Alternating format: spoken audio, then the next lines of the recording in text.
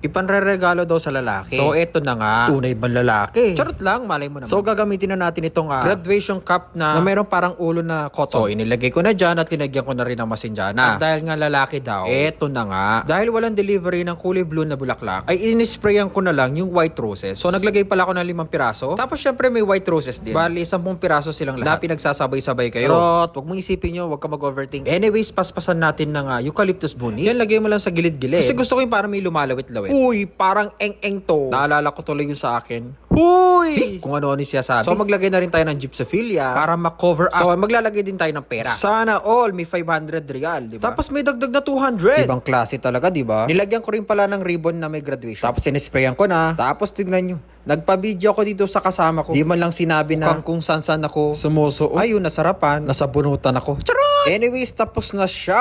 O, diba, napakinabangan natin yung design. Kesa naman na inuubos mo ang oras mo sa pakipag-chat sa hindi ka naman gusto. Uy, joke lang ha. Be positive. May pag-asa pa, may pag-asa. Hanggat nagre-reply. Go, go, go!